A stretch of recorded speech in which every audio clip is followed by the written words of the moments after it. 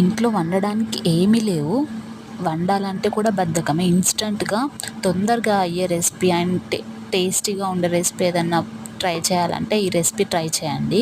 First మామిడికాయ ముక్కల్ని పెద్ద పెద్ద ముక్కలుగా అండ్ కొన్ని చిన్న చిన్న ముక్కలుగా కట్ చేసుకోవాలి. అందులో పెద్ద ముక్కల్ని తీసుకొని అందులో సాల్ట్ వేసి ఫస్ట్ మిక్సీ పట్టుకోవాలి. నెక్స్ట్ కారం, పసుపు, వెల్లుల్లి, జీలకర్ర ఇవన్నీ యాడ్ చేసి మిక్సీ పట్టుకోవాలి. చిన్న చిన్న ముక్కలుగా ఎందుకు కట్ చేసుకోమని అంటే, మనం మామిడికాయలని మిక్సీ పట్టినప్పుడు ఆ కారం టేస్ట్ అనేది మనకు తెలీదు. సో చిన్న చిన్న ముక్కలు యాడ్ చేసుకుంటే మన పంటికి మామిడికాయలు తగిలినప్పుడు ఆ టేస్ట్ అనేది బాగా అర్థమవుతుంది. ఈ మిక్సీ పట్టిన దానికి తాలింపు పెట్టాలి. ఫస్ట్ కడాయిలో ఆయిల్ వేసుకొని ఆవాలు, జీలకర్ర, వెల్లుల్లి, కరివేపాకు అండ్ ఎండుమిర్చి, మీ దగ్గర ఇంకా పుట్నాలు, పప్పులు అట్లాంటివి ఉంటే వేసుకోవచ్చు.